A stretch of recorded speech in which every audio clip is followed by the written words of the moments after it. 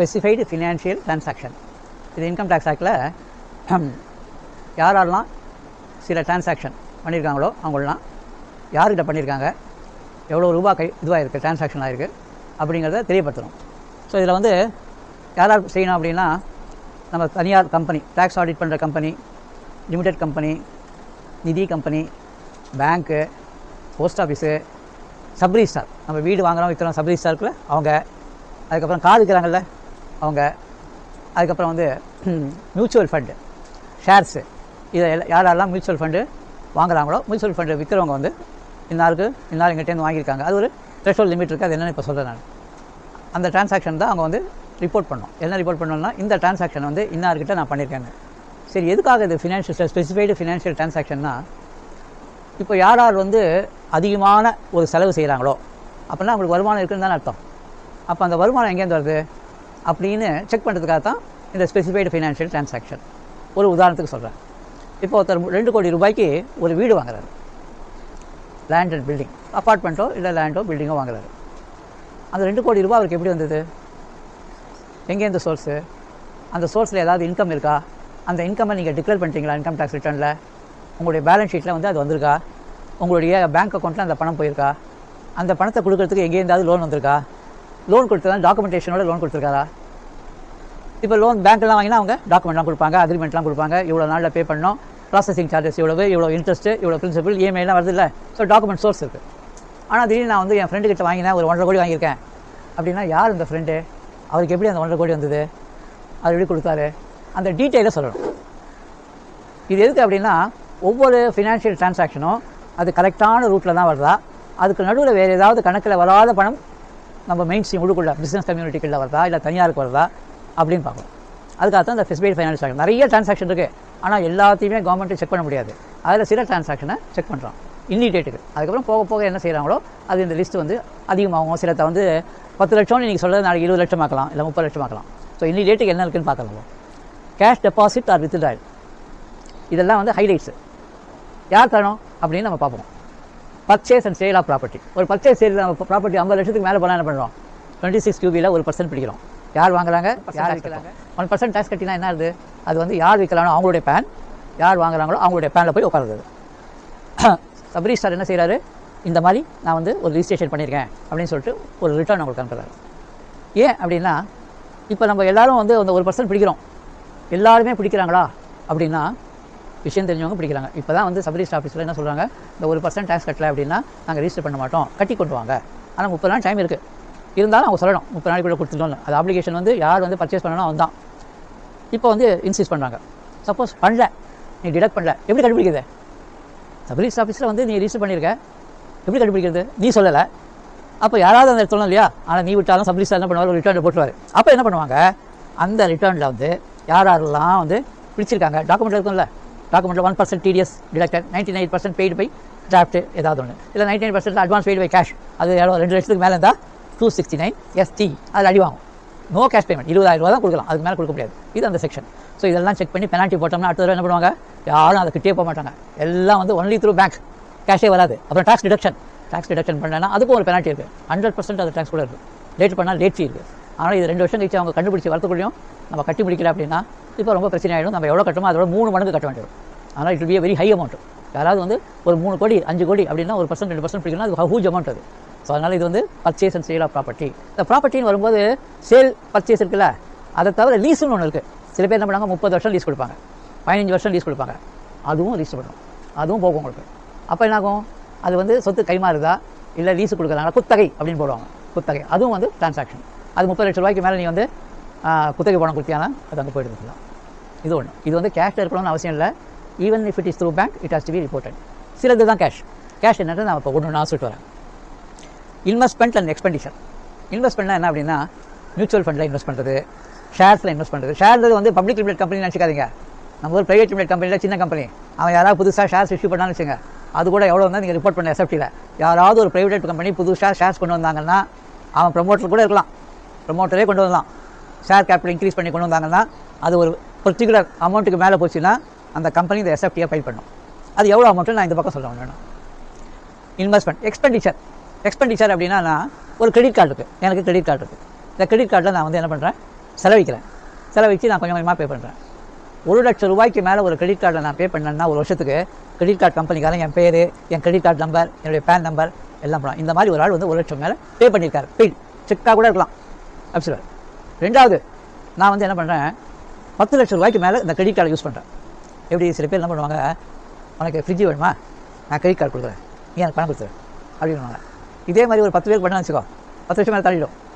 அப்போது income tax என்ன கேட்பான், 10 லட்சம் ரூபாய்க்கு மேலே இந்த கிரெடிட் கார்டு யூஸ் பண்ணியிருக்கேன், உனக்கு எங்கேருந்து பணம் வருது, அவன் எங்கேருந்து யாராலும் தெரிஞ்சு போயிடும். அவனுக்கு கம்பெனி பேர் பார்த்து கம்பெனி பேர் நீட்டாக டீட்டெயில் நீயே கொடுத்துடணும். நீ கொடுக்குற அப்படின்னா அவனே எடுத்துருவாங்கள, இல்லைன்னா கூட நீ வந்து என்னென்னு பார்த்து கொடுக்க வேண்டியிருக்கும். ஒரே ஒரு கிரெடிட் தான். பேசிக் எக்ஸப்ஷன் லிமிட் 2 லட்சம், 5 லட்சம் வரலாம் உனக்கு ரிபேட்டு. ஆனால் அவனுக்கு வந்து 10 லட்ச ரூபா ஒரு பொருள் வாங்கியிருக்கேன், இதுக்கு பணம் எங்கேருந்து வருது, கிரெடிட் கார்டு நீ கட்டலாம்ல, 5%, 10%, 40% வாங்கி தராங்க. வாங்கி தந்தால் அவன் வந்து பணம் கொடுக்குறான். இப்போ ப்ராப்ளம் எங்கே தெரியுமா, அவர் வாங்கி கொடுக்குறாரு, ஏதோ ஒரு நல்ல மனசு வாங்கி கொடுத்தாலும் வாங்கி கொடுக்குறான், இவங்க பணம் கொடுக்குறாங்க, இல்லை இவர் ஏதாவது மேலே போட்டு கொடுத்து அடுத்த மாதம் தான் சொல்கிறாரு, டிரான்சாக்ஷன் இருக்குது. பட் டாக்குமெண்ட் வைஸ் ப்ரூவ் பண்ண முடியுமா? இதில் தெரியவங்க கூட டிரான்சாக்ஷன் நடந்தால் பரவாயில்ல, சில பேர் தெரியாதவங்க கூட ஒரு கமிஷனுக்காக செய்வாங்க, நான் வந்து வாங்கி கொடுக்குறேன், எனக்கு ஒரு கமிஷன் கொடுத்துருங்க எனக்கு. அது மாதிரி இருக்கும்போது அந்த டீல் முடிஞ்ச அப்புறம் நீ யாரோ அவன் யாரோ, அப்போ இன்கம் டேக்ஸ் எனக்கு ஒன்றும் கன்ஃபர்மேஷன் நீ தான் எனக்கு கொடுத்தனா பாதி பேர் கொடுப்பாங்க, பாதி பேர் கொடுக்க மாட்டாங்க. ஸோ இன்கம் டேக்ஸை பொறுத்தவரை உன்னுடைய டிரான்சாக்ஷனை நீ டாக்குமெண்டேஷனோட ப்ரூவ் பண்ணுறதுனா இட் வில் பி டேக்ஸ். அந்த டேக்ஸ் மட்டும் இல்லை, 100% பெனால்ட்டி. ஆனால் ரொம்ப ரொம்ப ரொம்ப டேஞ்சர். அதுதான் எக்ஸ்பெண்டிச்சர். இந்த எக்ஸ்பெண்டிச்சர் என்ன பண்ணுவாங்க, எவ்ரி கிரெடிட் கார்டுக்காரன் இன்கம் டேக்ஸு அந்த இதில் ஸ்பெசிஃபைடு ஃபினான்ஷியல் டிரான்சாக்ஷன் அனுப்பிச்சு விட்ருவோம். அதனால் கிரெடிட் கார்டு டிரான்சாக்ஷன் யாருக்காவது வந்ததுன்னா அந்த entire credit card has to be seen. இது எங்கே என்ன சமாச்சாரம், என்ன செலவு, அது வந்து பிஸ்னஸ் எக்ஸ்பெண்டிச்சரா பர்சனல் எக்ஸ்பெண்டிச்சரா, அதுக்கு பணம் எங்கேருந்து வந்தது, எந்த பேங்க்கை யூஸ் பண்ணாங்க, அதில் கேஷ் யாராவது கொடுத்து பேங்க்கில் போட்டிருக்காங்களா, இதெல்லாம் பார்க்கணும். ஸோ இது வந்து ரொம்ப முக்கியமானது. இப்போ ஒன்று எடுத்தாங்கன்னா இதுக்கு நம்ம ஒர்க் பண்ணுறது ஜாஸ்தியாக இருக்கும். பட் டீட்டெயில்ஸ் போடும். அடுத்து taking or accepting or loan or deposit. இது என்ன அப்படின்னா 20,000 ரூபாய்க்கு மேலே நம்ம வந்து லோன் அக்செப்ட் பண்ணுறது, லோன் கொடுக்குறது. நம்ம டேக்ஸ் ஆடிட் ரிப்போர்ட் இருக்குல்ல, அதில் வந்துடும் உங்களுக்கு 269SS 269T, இது ரெண்டும் வரும் ஃபுல்லாக, லோன் ஆர் டெபாசிட். அதுக்கப்புறம் ஒரு அசையா சொத்து இம்மூவபிள் ப்ராப்பர்ட்டி நீ வித்தியானா, நீ அட்வான்ஸ் வாங்குறல 20,000 ரூபாய்க்கு மேலே வாங்கக்கூடாது, நோ கேஷ் ஒன்லி. அதே மாதிரி நான் வந்து திருப்பி கொடுக்குறேன், சரி இந்த டீல் கேன்சல்டு, திருப்பி கொடுக்குறேன் அந்த இதை, அதுவும் வந்து 20,000 ரூபாய்க்கு மேலே கேஷாக கொடுக்குறேன். It should be only through banking channel. அது எப்படி வேணா இருக்கட்டும், நிஃப்டாக இருக்கட்டும், செக்காக இருக்கட்டும், டிடி அக்கௌண்ட் பே டிடியாக இருக்கட்டும், ஜிபேவாக இருக்கட்டும், அவங்க அக்கௌண்ட்லேருந்து அவன் அக்கௌண்ட் போகணும். Works contract services. ஒர்க்ஸ் கான்ட்ராக்ட்லாம் யாருக்காவது இப்போ பில்டிங் இப்போ இது கட்டுறீங்க, நீ வந்து ஒரு டேக்ஸ் ஆடிட் இல்லாத ஒரு கம்பெனி, உனக்கு டேக்ஸ் ஆடிட் கிடையாது. எப்படின்னா இப்போ தான் டேக்ஸ் ஆடிட் முதல்ல 1 கோடி வச்சிருந்தான், அதுக்கப்புறம் என்னாச்சு 5 கோடி ஆச்சு, 10 கோடி ஆச்சு. No audit required. No audit ரிக்வயர்ட்னா நீ வந்து இந்த இதெல்லாம் ஃபில் பண்ண வேண்டியதில்லை, ஆடிட் 3Cலாம் ஃபில் பண்ண வேண்டியதில்லை. அந்த மாதிரி கம்பெனி ஒரு ஆளுக்கு கான்ட்ராக்டருக்கு இங்கே இந்த ஃபேக்ட்ரியை கட்டி கொடு, இந்த ஃபேக்ட்ரி கட்டி கொடு, நீ வந்து உனக்கு வந்து 80 லட்ச ரூபா தரேன், எல்லாம் செக்கு தான் தருவாங்க, 80 லட்ச ரூபா தர கட்டுறேன். Works contract. இவன் ஆடிட்டில் வரல, இருந்தாலும் works contract, is paying that money. அதனால் ஸ்பெசிஃபைடு ஃபினான்ஷியல் டிரான்சாக்ஷனில் இது ரிப்போர்ட் பண்ணக்கூடிய சூழ்நிலை வருது. அதே மாதிரி சர்வீசஸ், ஏதாவது ஒரு சர்வீசஸ் கூட இது வந்து இந்த டிரான்சாக்ஷன்ஸ் தான் எப்படி இருக்கும்னு நம்ம பார்க்குறோம். இதை கொஞ்சம் இது பண்ணுறோம். Purchase of DD or pay order வாங்குறது 10 லட்ச ரூபாய்க்கு மேலே. இது எப்படி இருக்கும் அப்படின்னா, இப்போ சில பேர் இப்போ வந்து சார் என் பையனை நான் மெடிக்கல் காலேஜில் சேர்க்குறேன், இல்லை இன்ஜினியரிங் காலேஜில் ஏதோ ஒரு சேர்க்குறேன், அவங்க வந்து டொனேஷன் கேட்குறாங்க, டொனேஷன் வந்து டிடி எடுக்கணும், என் கையில் 10 லட்ச ரூபா கேஷ் இருக்குது, அதை டெபாசிட் பண்ணுறேன், டெபாசிட் பண்ணி டிடி எடுத்துக்கிறேன். அந்த மாதிரி டிரான்சாக்ஷன் தான் ரிப்போர்ட் ஆகும்.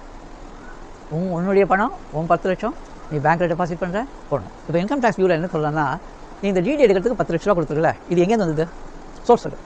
ஒரு பேங்க்லேருந்து எடுத்து இன்னொரு பேங்க் போட்டியா, இல்லை உனக்கு யாராவது கொடுத்தாங்கன்னா லோன் இங்கே வந்துடும். 20,000 ரூபாய்க்கு மேலே போச்சுன்னா டிடியாக வாங்கணும், இல்லை பேங்க் மூலமாக போகணும்.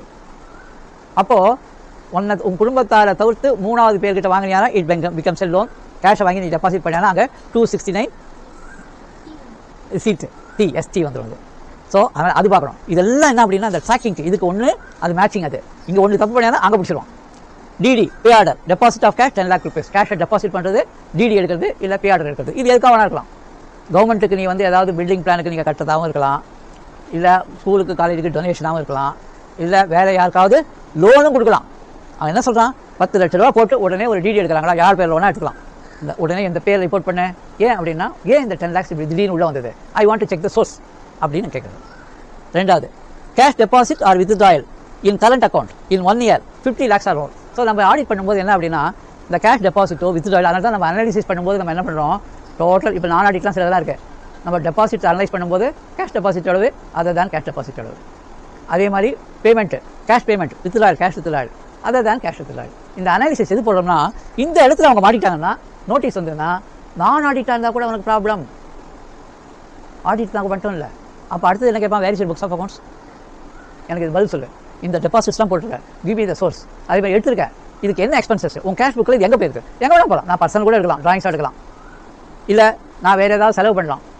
அது 10,000 rupees ஆர் லெஸ் நான் கேஷ் எக்ஸ்பென்சஸாக இருந்து ப்ரூஃப் கொடுத்தேன்னா நான் தச்சேன். 10,000 rupeesக்காக வேலை போச்சுன்னா 48(3) நான் அடி வாங்கிடுறேன். அப்போ நான் டாக்ஸ் ஆடிட் ரிப்போர்ட்டில் நான் இல்லைன்னா கூட, நான் ஆடிட்டாக இருந்தால் கூட அதெல்லாம் மாட்டிப்போம். அதே மாதிரி any purchase of machinery, fixed assets 10,000 rupees or more, no depreciation because cost is 0. இந்த அனாலிசிஸில் இது பிடிச்சிடும். Cash deposit or withdrawal for more than 50 lakhs in 1 year for any business or any person இது வரும். ஆனால் பர்சன் வரும்போது கொஞ்சம் rare, அவங்க வேறு எதையாக மாட்டலாம் வரும். பிஸ்னஸ் அப்படின்னா இதெல்லாம் இருக்குது. ஸோ நம்ம ஆடிட் ரிப்போர்ட் எல்லாம் கொடுக்குறோம்னா ஆடிட்டுக்கு மட்டும்தான் அது அப்ளிகபிள் இல்லை. Income tax applies for all the business. நம்ம ரிப்போர்ட் பண்ணுறதில்ல. பட் அவன் கேட்டாலும் கேட்கலாம், இன்கம் டேக்ஸ் நோட்டீஸ் விட்டு தான் கேட்கலாம். வரிசையாக 32 கொஸ்டின் ஆடிட்டில் நோட்ஸ் வரும்போது எவ்வளோ கொஸ்டின் கேட்கலாம், எல்லாம் கம்ப்ளீட்டாக கேட்டுதான், இதெல்லாம் கவராது. அதனால் ஒவ்வொரு பேங்க்கும் 50 lakh rupees ஆர் மோர்னா கேஷ் புக்கை ரொம்ப ரொம்ப ரொம்ப ரொம்ப நீட்டாக அனலைஸ் பண்ணுங்கள். இந்த 50 lakhs எங்கே வந்தது, எப்படி போயிருக்கு, ஸ்ட்ரெயிட்டாகவே ஓனருக்கு போயிருக்கா, ட்ராயிங்ஸாக இருக்கா, ஓகே ஒன்றும் ப்ராப்ளம், ஓனர் சொல்லணும் என்னென்ன நான் செலவுக்கு எடுத்தேன்னு. இல்லை பேங்க் இப்போ கம்பெனி புக்கில் ஒரு 50 லட்சம், நான் ஒரு 10 தடவை 5 லட்சம் எப்படி எக்ஸ்பென்ஸாக போச்சு. ஒவ்வொரு கேஷ் எக்ஸ்பென்ஸும் இந்த 48(3) நீங்கள் வந்து சொல்ல முடியலன்னா it is taxed and 100% penalty. அதனால் இது கொஞ்சம் பாருங்கள். இதெல்லாம் வந்து ஆடிட்டில் வரும். உங்களுக்கு நான் வந்து என்ன பண்ணுறேன், நம்ம ஒரு அனலிட்டிக்ஸ்னு இருக்குது. அனலிட்டிக்ஸ்னால் டிரான்சாக்ஷன் நான் வந்து உங்களுக்கு கொடுக்குறேன். அதில் வந்து ஒரு 1000 டிரான்சாக்ஷன் இருக்கும். நமக்கு இப்போ தான் நம்ம கற்றுக்கணும்னா இப்படி தான் வரும். எப்படி கற்றுக்கணும்னா ஒரு டம்ப்னு பேர் அதுக்கு. ஒரு கம்பெனியோட டிரான்சாக்ஷன் அப்படியே அவனுக்கு கொடுத்துருவான். அது எல்லா டீட்டெயில்ஸும் இருக்கும். அதில் அவனுக்கு என்ன அப்படின்னா, அவன் வந்து சொல்லியிருப்பான், நான் இவ்வளோ ரூபா டிடிஎஸ் கட்டியிருக்கேன், இந்த செக்ஷனில் கட்டியிருக்கேன், இவ்வளோ ரூபா ரிவர்ஸ் சார்ஜ் மெக்கானிசமில் கட்டியிருக்கேன், இதில் வைலேஷன் ஆஃப் லா என்ன இன்கம் டேக்ஸில், அதில் செக்ஷன்ஸு 194(c) கரெக்டாக கட்டிருக்காங்களா, 194(j) கரெக்டாக கட்டிருக்காங்களா, 194(i) கரெக்டாக கட்டிருக்காங்களா, அதுக்கப்புறம் 48(3) வைலேஷன் இருக்கா, அப்புறம் 43 இன்னும் பர்ச்சேஸ் ஆஃப் அசெட் இருக்குல்ல அதில் வைலேஷன் இருக்கா, 269 assets, any loan received, deposit received, any amount received for sale of property அது வைலேஷன் இருக்கா, 269 ST, any amount more than 2 lakh rupees for any other business transaction, sale of goods, sale of services, part payment of money. நான் வந்து ஒரு 10 லட்ச ரூபாய்க்கு நான் bill போட்டு வைக்கிறேன், 8.25 லட்சம் 7.25 லட்ச ரூபாய் எனக்கு டிடியில் வந்துருக்குது, பாக்கி வந்து அவன் வந்து பணமே கொடுக்கல, நான் அவனை மிரட்டுறேன், எம்எஸ்எம்இல போட்டு அவனுக்கு இது பண்ண போறேன்னு. அவன் என்ன பண்ணுறான், உடனே கேஷை கொண்டு 2.25 லட்சம் கொடுத்துருவான். அப்போ என்ன ஆகும், 269 ST அடி வாங்கும். இது சொல்லணும் நம்ம. ஸோ இந்த மாதிரி டம்ப் உங்களுக்கு கொடுக்குறேன். அதில் முதல்ல இன்கம் டேக்ஸ் உங்களுக்கு தெரிஞ்சவங்களும் பாருங்கள். ஏன் அப்படின்னா இது பழக தான் நம்ம பண்ண முடியும். ஆனால் ஒரு செக்ஷன் பார்க்கும்போது இன்னொரு செக்ஷனை மனசில் வச்சுக்காதீங்க, ஒவ்வொரு செக்ஷனாக போடணும். முதல் காலம் எல்லாம் வந்து கேஷ் பேமெண்ட் மோர் தேன் 10,000 அது மட்டும் பாருங்கள், அந்த கம்ப்ளைண்ட்ஸு. ரெண்டாவது காலம் 43 any payment towards fixed assets 10,000 rupees or more per day அது பாருங்கள். 269 SS எனி லோன். ஆனால் இந்த டீட்டெயில் எல்லாம் அந்த டம்பில் இருக்கும், கம்ப்ளீட்டாக இருக்கும் ஃபுல்லாக. இது நீங்கள் பார்த்துட்டீங்கன்னா வைலேஷன், நோ வைலேஷன். அப்போ அடுத்த ஸ்டெப்புக்கு what is the effect of violation, இதில் எவ்வளோ பெனால்ட்டி வரும், அதே மாதிரி ஜிஎஸ்டியில் எதுக்கு ரிவர்ஸ் சார்ஜ் வரும், ஒரு டம்ப் கொடுக்குறேன் உங்களுக்கு, அது ஒரு 1000 டிரான்சாக்ஷன் இருக்கும். இந்த அனாலிசிஸ் நம்ம பண்ணிட்டோம்னா பெரிய பெரிய பெரிய டிரான்சாக்ஷன் எடுக்கலாம். அதுக்கு அடுத்தது வந்து whether you complaint with accounting standard, நான் ஒரு அக்கௌண்டிங் ஸ்டாண்டர்ட் தான் எடுக்கிறேன் நான். இது வந்து ஒரு பெரிய ஏரியா இது இருக்குது. என்ன அப்படின்னா நம்ம பப்ளிக் கம்பெனிஸ் இருக்கிற பப்ளிஷ்ட் அக்கௌண்ட்ஸ்னு பேர், பப்ளிக் லிமிடெட் கம்பெனி எல்லாம் profit account, balance sheet, notes எல்லாம் கொடுக்கணும். அந்த நோட்ஸை பார்த்து whether there is an violation of companies act or rules அதை கண்டுபிடிக்கணும் நம்ம. அது என்னென்னு அடுத்து சொல்கிறதுனால இப்போ இதே மாதிரி தான் அதுவும் நான் எப்படி இந்த ரூல்ஸ் எல்லாம் இங்கே சொல்கிறேனோ அதே மாதிரி அதுவும் ஒரு ரூல்ஸ் இருக்குது. Receipt of rules from related party other than related party, அதுக்கு ஒரு டிஸ்க்ளோசர் இருக்குது, அதுக்கு ஒரு சொல்யூஷன் இருக்குது, அதுக்கு ஒரு ஃபைலிங் ஆஃப் ஃபார்ம் இருக்குது. இதெல்லாம் பண்ணாங்களா அது அடுத்து நம்ம பார்ப்போம். நம்ம இப்போ இது நம்ம பார்ப்போம். இதில் தரவாயிட்டோம்னா அது ஈஸியாக பிடிச்சிடலாம், ஒன்றும் ப்ராப்ளம் இல்லை. கேஷ் டெபாசிட் இங்கே for purchase cash deposit or withdrawal, டெபாசிட்டும் உண்டு வித்ட்ராயலும் உண்டு. 50 லட்ச ரூபாய்க்கு மேலே கரண்ட் அக்கௌண்ட்டில். அடுத்தது for cash deposit 10 lakh rupees or more in 1 or more account other than current account. அப்படின்னா அர்த்தம் நம்ம வந்து இந்த இவங்கெல்லாம் பார்க்கணும்ல, பென்ஷனர்ஸ் சேலரிலாம் பார்க்கணும்ல, 10 லட்ச ரூபாய்க்கு மேலே வந்து ஒரு தடவை இல்லை, மாதம் 1 லட்சம் அது ரெண்டாக இருக்கலாம், வேறு இதாக இருக்கலாம், எதுவாக இருந்தாலும் 10 லட்ச ரூபாய்க்கு மேலே போட்டாச்சுன்னா இவங்களும் ட்ராக்கிங். அப்போ அந்த அமௌண்ட் எது எங்கேருந்து வந்தது? இப்போ இந்த வருஷம் வந்து நம்ம ரிட்டர்னில் வந்து ஒரு சமாதானம் கேட்டிருக்கான்னு நான் பண்ணுறேன். பட் ஐம் நாட் ஷூர், ஏதோ ஒரு மெசேஜில் பார்த்தேன் ஆல் த ரிட்டர்ன்ஸோ ஏதோ ஸ்பெசிஃபிக் ரிட்டர்ன்ஸோ அந்த பர்டிகுலர் அசஸிக்கு what is the amount of cash is deposited, cash transaction ஏதோ இது பண்ணுன்னு சொல்கிறாங்க. நீங்கள் யாராவது பார்த்துருங்க பார்க்க எந்த ஃபார்ம்னு இந்த வருஷம் இன்ட்ரடியூஸ் பண்ணியிருக்காங்களா, deposit of cash in your bank account, அது கொடுக்கணும். எவ்வளோ பேங்க் அக்கௌண்ட்டோ எல்லாத்தையும் போட்டோம். அதனால் இப்போ என்ன ஆகும், இவங்களை வந்து எல்லா பேங்க் அக்கௌண்ட் கொடுத்து நம்ம சில பேங்க் எல்லாம் கொடுக்க மாட்டேங்கன்னா, பாதி வருது பாதி அச்சடிக்க மாட்டேங்கிறாங்க, கேட்டால் வந்து அவன் வந்து வர மாட்டேங்கிறான், அதுக்குள்ளே நம்ம டியூ டேட் வந்துடுது, நம்ம ஃபைல் பண்ணிடுறோம். If you don't give cash deposits R cash water பாருங்க எந்த ஃபார்மில் வந்துருக்கு பாரு. எனக்கு ஒரு நியூஸ் ஒன்று வந்தது இந்த வருஷத்தையும் புதுசு, யாராவது பார்த்தா கொஞ்சம் சொல்லுங்கள், அதை நம்ம ஃபில்அப் பண்ண கற்றுக்கலாம். அதுக்கு என்னென்ன ஒன்று நம்ம எப்பயே செஞ்சோம்னா எல்லாருக்கும் சொல்லிடலாம். அவங்க கொடுத்தாங்க கொடுக்கல அப்படின்னா நம்ம ஏதாவது ஒரு நோட் பண்ணோம். நம்ம வின்மேனில் ஒரு நோட்ஸ்னு ஒரு இடம் இருக்குது தெரியுமா, நம்மளுடைய நோட்ஸு ஒரு இடம் இருக்குல்ல, அதில் என்ன பண்ணணும் அப்படின்னா no statement of account produce or statement of account produce or passbook produce only for இந்த பேங்க். நாளைக்கு நீ பார்க்காத பேங்க்லேருந்து ஏதாவது வந்து சிக்கலாச்சுன்னா அப்போ அவங்க என்ன சொல்லுவாங்க, சார் நீங்கள் கேட்டிருந்தா நான் கொடுத்துருவேன், நீங்கள் பார்க்கலன்னுவாங்க. உடனே இந்த நோட்ஸை ரெஃபர் பண்ணணும். நோட்ஸ் நம்மளுக்காக it won't go to income tax. இருக்கா அவனுக்கு அந்த மாதிரி இருக்கா வின்மேனில்? அதை எல்லாரும் நீங்கள் போட கற்றுங்க. Let us start doing all these things. அவங்க என்ன சொல்கிறாங்களோ அதை எடுத்துங்க. அவங்க கொடுக்கல அப்படின்னா நம்ம வற்புறுத்த முடியாது. அதனால் எதை பார்த்து போடுறோமோ அதை பார்த்து நம்ம போடலாம். This is what is available அப்படின்னு சொல்லிட்டு நம்ம பார்க்கணும். அது அப்புறம் ஃப்ரெஷ் டேர்ம் டெபாசிட் நார்மலாக என்னென்ன fixed deposit more than 10 lakh rupees fresh. ஏற்கனவே நான் வந்து ஒரு 9 லட்ச ரூபா ஃபிக்ஸட் டெபாசிட் இருக்கேன், ஒரு இன்ட்ரெஸ்ட் வந்து 70,000 வருது, அப்போ 10-20 ஆகுது. அப்போ நான் என்ன பண்ணுறேன், 10-20 மறுபடியும் ரீசைக்கிள் பண்ணி ஃப்ரெஷ் டெபாசிட்டாக போடுறேன். அது கணக்கு கிடையாது. ஃப்ரெஷ்ஷாக பணம் கொண்டு வரணும், ஃப்ரெஷ்ஷாக பண்ணணும். ஆனால் பேங்க்கில் ஃப்ரெஷ்ஷுனா என்ன அப்படிங்கிறது ஒவ்வொரு பேங்க்கும் ஒவ்வொரு மாதிரி சொல்கிறான். ரெண்டாவது ரெனியூவலே போட்டுடலாம். இப்போ நான் போடுறோம்ல ரெனியூவல் ஆஃப் ஃபிக்ஸட் டெபாசிட்ஸே அது இவங்களுக்கு வந்தால Venkataraman renewal of fixed deposit என்ன பண்ணிருக்கான், ஃப்ரெஷ்னு சொல்லிட்டு போயிட்டோம். அதனால் பேங்க்கர் வந்து ஃப்ரெஷ்னா என்னன்னு அவன் டெஃபினேஷன் பிரகாரம் அவங்க போட்டுருக்காங்க. பட் நமக்கு ஒன்றும் ப்ராப்ளம் இல்லை, இருக்கிறத ரெனியூ பண்ணால் என்ட்ரி இருக்க போகுது. ஃப்ரெஷ்ஷாக 10 லட்சம் கொண்டு வந்தால் எங்கேருந்து 10 லட்சம் வந்தது, வேறு ஏதாவது பேங்க்கில் வந்ததா, இல்லை என்னுடைய சர்ப்ளஸா, இல்லை எனக்கு இது இன்கம்னா நான் இன்கமில் டிக்ளேர் பண்ணிட்டேன்னா அதெல்லாம் இதில் வந்து ஃப்ரெஷ் டெபாசிட் ஆஃப் 10 lakh. இது சொல்லிட்டோம். இது பேமெண்ட் மே டு கிரெடிட் கார்டுக்கு 1 லட்ச ரூபாய்க்கு மேலே பே பண்ணாலோ ஒரு வருஷத்துக்கு, இல்லை 10 லட்சத்துக்கு மேலே எக்ஸ்பென்சஸ் பண்ணாலோ அது வந்து உனக்கு இது வரைக்கும் வந்துருக்கு. Any company issuing bonds debenture shares 10 lakh rupees or more. Any company அப்படின்னா இந்த பாண்ட்ஸ் டிபென்ச்சர்லாம் லிமிடெட் கம்பெனி தான் நார்மலாக வரும், அதுக்கு பர்மிஷன்லாம் தேவை இருக்குது, அதுக்கு ஒரு ஃபார்மேட்ஸ்லாம் இருக்குது. ப்ரைவேட் லிமிடெட் கம்பெனி இருக்குல்ல, அவங்களாம் ஷேர்ஸ் இஷ்யூ பண்ணுவாங்க.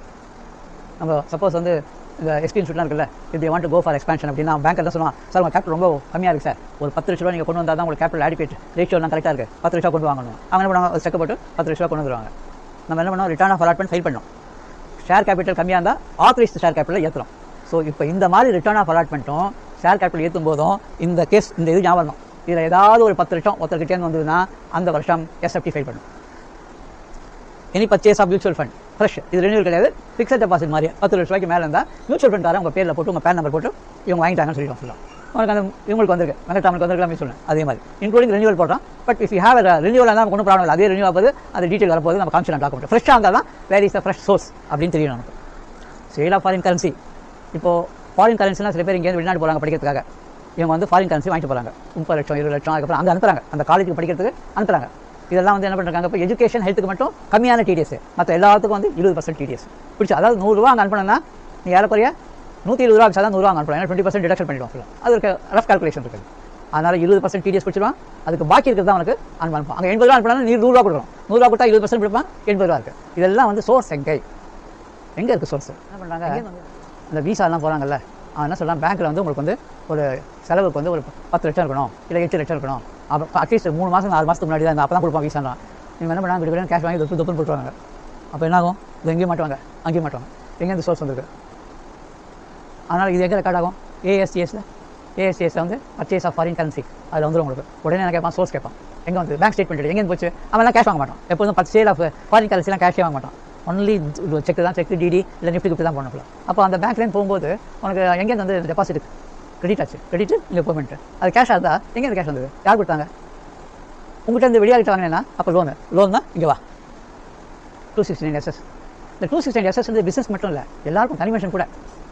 அது 2 லட்ச ரூபாய்க்கு மேலே வாங்கினா வச்சுக்கோ 269ST, இதில் வரலன்னா அது வந்துடும். லோன் டெபாசிட் தான் இங்கே வரும், கைமாத்து தான் இங்கே வந்துடும். கைமாத்து வாட்டர் நேம் கார்டு, அதுவா. ஆனால் இதெல்லாம் ஒரு ப்ராப்ளமேட்டிக் ஏரியா. ஒரே ஒரு ஏரியா எக்ஸப்ட் என்னென்னா gift between relatives in cash. அது கூட என்ன தெரியுமா, கிஃப்ட் பிட்வீன் ரிலேட்டிவ் போட, but cash exempted from tax, அதுவும் 2 லட்சத்துக்கு கீழே தான், 2 லட்சத்துக்கு மேலே கிடையாது. ஏன்னா அந்த 2 லட்சம் அப்படிங்கிறது யாருமே பண்ணக்கூடாது. அது ரிலேட்டிவ் வந்தால் கிடையாது, அப்பா பையனா கூட, அம்மா பொண்ணா கூட, இல்லை அம்மா பையனா கூட, நோ ரிலேட்டிவ் அந்த கன்செஷனே கிடையாது. 2 லட்சத்துக்கு மேலே யாருமே கொடுக்கக்கூடாது. இது ஒரு பெரிய சிக்கல் பிடிச்ச செக்ஷன். கிஃப்டாக இருந்தாலும் சரி, கைமாத்தா இருந்தாலும் சரி, லோனாக இருந்தாலும் சரி, அட்வான்ஸாக இருந்தாலும் சரி. நான் ஒரு வீட்டுக்கு போகிறேன், வீட்டுக்கு வந்து லீஸ் எடுக்கிறேன், லீஸுக்கு வந்து அவன் சொல்கிறான் 10 லட்ச ரூபா கொடு, இந்த லீஸ் ஒரு 5 வருஷம் எடுத்துக்கொள்றான், நான் 10 லட்சம் நான் கொடுக்குறேன் நான். அதுவும் இங்கே ப்ரொசிபிட்டட். எங்கள் இங்கேயும் 269ST இல்லை, அங்கே 269ST no cash should be. அக்ரிகல்ச்சருக்கும் உண்டு, முன்ன சில தான் அக்ரிகல்ச்சர் கிடையாதுன்னு சொல்லியிருந்தான், இப்போ அந்த செக்ஷன் அக்ரிகல்ச்சருக்கும் உண்டு. 2 பேருமே அக்ரிகல்ச்சராக இருந்தால் கிடையாதுன்னு சொல்லியிருக்காங்க. அதாவது வாங்குறவனும் அக்ரிகல்ச்சர், வீக்கில் ஒன்று அக்ரிகல்ச்சர், நோ பேங்கிங் ஃபெசிலிட்டி, கிராமத்தில் செய்கிறாங்கன்னா அவங்களுக்கு மட்டும் கன்செஷன். இல்லை யாராவது ஒருத்தர் நான் அக்ரிகல்ச்சர்னா போச்சு, இந்த 2 ST வந்துடும். அதனால் அதுவும் பார்த்துக்கலாம். அப்புறம் இங்கே பாருங்கள், purchase and sale of immovable property 30 lakhs. அது ஏற்கனவே தெரியும், சப் ரிஜிஸ்டர் ஆஃபீஸில் நேரம் அமைச்சிருவோம், நம்மளுடைய ASTS வந்துடும். ஸோ இது எதுக்காகனா இவங்க யார் வாங்கியிருக்காங்க, யார் எடுத்துருக்காங்க, அவங்கள ரிட்டர்ன் ஃபைல் பண்ணாங்க இருக்காங்களா இல்லையான்னு தெரியாது. இப்போ ஒன்றும் இல்லை, இங்கே வந்து இப்போ நான் பண்ணுறோமே அவங்க பேர் என்ன ஏராமன், அவங்க எப்போ வந்தாங்க வித்து கடைசி நேரத்தில் 3 வருஷம் கழிச்சு வந்தாங்க, நமக்கு தெரியாது. கடைசியில் எப்படி வந்ததுன்னா இங்கே பிடிச்சோம், சப் ரிஜிஸ்டர் ஆஃபீஸ் தான் போயிடுச்சு, அதை வச்சு பிடிச்சாங்க. ஸோ அதனால் கவர்மெண்ட் வந்து எல்லா கவர்மெண்ட் ஏஜென்சிக்கிட்டேருந்தும் உங்களுடைய டிரான்சாக்ஷன்லாம் கரெக்ட் பண்ணிடலாம். அதனால் நீங்களே பார்த்து சீக்கிரம் வந்தால் ஒன்றும் ப்ராப்ளம் இல்லை, இல்லைன்னா கஷ்டம். Receipt of cash 2 lakh rupees or more for sale of 269 ST. இதுதான் வந்து என்னென்னா நம்மளுடைய டாக்ஸ் ஆடிட் எல்லாம் வரும். இங்கே டாக்ஸ் ஆடிட் பண்ணுறவங்களுக்கு வந்து யாரெல்லாம் இருக்காங்களோ அவங்களாம் வரும். டாக்ஸ் ஆடிட் பண்ணாதவங்க கொடுக்கணும்னா பிசினஸ் இருந்தால் கொடுக்கணும் ஃபுல்லாக. ஆனால் இப்போதைக்கு நம்ம டாக்ஸ் ஆடிட் பார்ப்போம், பாக்கி இருந்தால் அப்புறம் பார்ப்போம், தனி மனுஷன் அப்புறம் பார்ப்போம். ஸோ நம்ம கிளைண்ட் யாராவது 2 லட்ச ரூபாய்க்கு மேலே நீங்கள் வாங்கிக்கணும், இல்லை நீங்கள் யாராவது அட்ஜஸ்ட் பண்ணுறதுக்கு என்ட்ரி போட்டால் கூட ஜாக்கிரதையாக இருங்க. ஒரு பேன் 1 வருஷம். சப்போஸ் நான் வந்து 2 லட்ச ரூபா என்ன பண்ணுறேன், ஜூன் மாதம் 60,000, டிசம்பர் மாதம் 60,000, 120, மார்ச் மாதம் 90,000, 6 12 21, 2,10,000, exceeds 2 lakhs per year per PAN number. இங்கே வந்துடுவேன். Cash receipt for any sale for any services of goods or services. இங்கே அதுதான் என்ன சொன்னேன்னா, பில்லு வேறு பில்லு 10 லட்சம் இருக்கலாம். நான் வந்து 7 லட்ச ரூபா அவன் கொடுத்துட்டான், 3 லட்ச ரூபா கொடுக்கல, செக்கு கொடுத்தா போன்ஸ் ஆச்சு, இப்போ தரேன் அப்போ தரேன் தரமாட்டேங்கிறான். நான் வந்து கோர்ட்டில் MSMEயில் கோர்ட்டில் கேஸ் போட்டுருவேன். அப்புறம் என்ன பண்ணான், ஒரு நாளைக்கு வந்து 1.5 லட்சம் கொடுத்தான், அப்புறம் வந்து ஒரு நாளைக்கு இன்னொரு 2 லட்சம் கொடுத்தான், அப்போ 3 லட்சம் ஆயிடுச்சு. 1 year per for sale of goods attracts. அதனால் இது வந்து ஒரு கேஷ் என்ட்ரி வந்து ஒரு என்ட்ரி இருக்காது, 3 என்ட்ரி இருக்கும். ஸோ ஒரு வருஷத்துக்கு நீங்கள் என்ன பண்ணோம், கேஷ் புக் எல்லாம் நீங்கள் வந்து ஸ்டார்ட் பண்ணிங்கன்னா அந்த பேரை போட்டு பேன் போட்டிங்கன்னா ஈஸியாக வந்துடும். ஸோ அக்கௌண்ட்ஸ் எழுதும்போது எல்லா டீட்டெயிலும் நீட்டாக இருக்கணும். அதில் வந்து மீன்ஸில் அது பிரமாதமாக வரும். பிரமாதம் சால்வ் பண்ணும்போது கேஷ் இருக்குல்ல, ஒரு பக்கத்தில் கேஷ் ரிசீட்டு, இன்னொரு பக்கத்தில் யார் கொடுத்தாங்க, இன்னொரு பக்கத்தில் எதுக்காக கொடுத்தாங்க, எல்லாத்தையும் மேட்ச் பண்ணி போட்டிங்கன்னா நீட்டாக ஒரு ரிப்போர்ட் வந்துடும். நீங்கள் அப்படியே கட் அண்ட் பேஸ்ட் மாதிரி கட் பண்ணி ஒட்ட வச்சிடலாம் எல்லாத்தையும். Next dividend. அதே நிதி டிவிடெண்ட் கொடுத்தா SFTயில் வரும். தெர் இஸ் நோ அமௌண்ட்டு கிடையாது. 10,000, 5,000, 6,000 அதுக்கு மேலே தானே கிடையாது. எனி டிவிடெண்ட் அமௌண்ட்டில். அதனால் வந்து அவங்களுக்கு ஒரு 4,000 ரூபா எல்லாருக்கும் தந்தால் கூட எல்லா டிவிடெண்ட் வாங்குறவங்க உள்ள வந்துருவாங்க. அதனால் அவங்க பண்ணாங்களா என்னன்னு தெரியல எனக்கு. நீங்கள் அதை கொஞ்சம் பார்த்து இந்த மாதம் கடைசி அது நிதியில் 2 அட்ராக்ஷன் இருக்குது. ஒன்று டிவிடெண்ட் இன்கம், இன்னொன்று ஷேர்ஸ். 3வது any deposit more than 10 lakh rupees. இவங்க என்ன பண்ணுவாங்க, அந்த 10 lakhs இருந்தால் எல்லாம் விட்டு விட்டா இருக்கும். 2 லட்சம் ஒத்தரே வந்து 6 டெபாசிட் வச்சிருப்பாரு. 3 லட்சம் 2 லட்சம் 3 லட்சம் 2 லட்சம் 2 லட்சம் 3 லட்சம் மொத்தத்துக்கு கொடுத்து எல்லாம் என்ன ஆகும், ஒரு இயரில் வந்து ஒவ்வொரு மாதம் ரெனியூவல் வரும். இவங்க என்ன பண்ணுவாங்க, அதை தூக்கி செசி அக்கௌண்ட்டில் கிரெடிட் கொடுத்துட்டு இன்ட்ரெஸ்ட் தள்ளிட்டு பாக்கி போடுவாங்க. அது ரெனியூவல் தான். ஆனால் கையில் இருக்கிற பணத்தை ஒன்று கொஞ்சம் போட்டு ஜாஸ்தி பண்ணாங்கன்னா இந்த பிரச்சனை வரும். அதில் 3 அட்ராக்ஷன் இருக்குது. ஒன்று any deposit more than fixed deposit more than 10 lakh rupees or more per year per person per PAN number. Any dividend paid. Interest income. Fortunately interest income என்ன அப்படின்னா, பேங்க்கு, post office, reserve bank of India, non banking financial companies தான். நிதி company கிடையாது, நிதி dividend கிடையாது. அதனால் நிதி டிவிடெண்ட் வரும், ஃபிக்ஸட் டெபாசிட் வரும், ஷேர்ஸ் இஷ்யூ பண்ணாங்கன்னா வரும். ஷேர்ஸ் எவ்வளவு, shares any shares debentures 10 lakh rupees ஆகும். அவங்களுக்கு அவ்வளோ கிடையாது 10 lakh rupees. அவங்க ப்ரொமோட்டர்ஸ் ஏதாவது கொண்டு வந்து இன்க்ரீஸ் பண்ணணும், ப்ரொமோட்டர்ஸ் கொண்டு வந்து இதை நிறையா பிஸ்னஸ் இருக்குது நான் பண்ணணும்னா 10 lakhs கொண்டு வந்தாங்கன்னா அப்போ அது வரும். ஸோ இதான் வந்து ஒரு இதான் ஃபேர். இது வந்து கொஞ்சம் நீங்கள் ஜாக்கிரதையாக பாருங்கள். இம்ப்ளிமெண்ட் பண்ண ஆரம்பிச்சதுக்கப்புறம் உங்களுக்கு புரியும். டவுட் இருந்ததுன்னா நான் வந்து உங்களுக்கு வந்து இதில் போட்டிருக்கேன் நான், அதை பாருங்கள். அதுக்கும் மேலே டவுட் இருந்தால் இன்னொரு தடவை நான் உங்களுக்கு ஏதாவது ஸ்பெசிஃபிக்காக இருந்தால் நான் உங்களுக்கு சொல்கிறேன். நான் வெரி வெரி வெரி இம்பார்ட்டன்ட். இதுதான் நமக்கு ஆடிட்டில் வந்து இதான் ஆடிட் வந்து டாக்ஸ் ஆடிட், கீக்ஸ் ஆடிட்லாம் அதனுடைய வலு குறைஞ்சிட்டு போகிறது. ஏன் அப்படின்னா அவனே ஏஐ வச்சு எல்லாத்தையும் எடுத்துக்கலாம். அந்த காலத்தில் ஏஐலாம் இல்லை, தெரியல. இப்போ வந்து எல்லா டெக்னாலஜி போட்டு கப்பு எல்லாம் கிடு செக்ஷன் வைஸ் ஓடி வந்துடும். அப்போ என்ன பண்ணோம், you have to report, you have to rectify, you have to advise, you have to make them realise that it is very serious. அதுதான் நம்மளுடைய மொத்தம் இது. அதனால் ஆடிட் வந்து என்ன பண்ணுங்க, இப்போ அனாலிசிஸ் ஆஃப் ட்ரான்சாக்ஷன் இருக்கு இல்லையா, அதை உங்களுக்கு ஒரு டம்ப் கொடுக்குறேன் நான். கொஞ்சம் கொஞ்சமாக நீங்கள் அதை போட்டு பார்த்தீங்கன்னா சொல்லி தெரியும். உங்கள் எல்லாருக்கும் ஒரு ஆன்சர் ஒரே ஆன்சர் வரலாம். ஏன்னா ஒரே டம்ப். இந்த டம்ப் நீங்கள் எடுத்தீங்கன்னா பிற்காலத்தில் பெரிய ஆராய்ச்சி, பெரிய ரிசர்ச், பெரிய அனாலிட்டிக்ஸ் பண்ணுறதுக்கு நமக்கு சொல்லிமா இருக்கும். This is going to come. ஏன் அப்படின்னா அக்கௌண்ட்ஸு ஆடிட்டு அது ஒரு பக்கம், ஆனால் கம்ப்ளைன்ஸ்ன்றது ஒரு பக்கம்.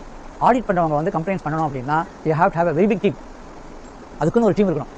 பட் பெரிய கம்பெனிலாம் இருக்கும். சில கம்பெனி என்ன பண்ணுவாங்க, அவுட் சோர்ஸ் பண்ணுவாங்க. நான் உங்களுக்கு டம்ப் கொடுக்குறேன். ஏன்னா அந்த ஆக்சஸ்லாம் வந்து கொடுக்க மாட்டாங்க. எதனால் அப்படின்னா அவங்களுடைய சிஸ்டம் வந்து அந்த மாதிரி கண்ட்ரோல் இருக்கும். நம்மகிட்ட டேட்டா கொடுத்துருவோம். டேட்டா வச்சு நம்ம ப்ராசஸ் பண்ணிக்கலாம். அதனுடைய ஒரு சின்ன டேட்டா உங்களுக்கு நான் தரேன். உங்களுக்கு அதை நீங்கள் எல்லாரும் நீங்கள் என்ன பண்ணுங்க, ஒரு கொலி கேட்பேன்.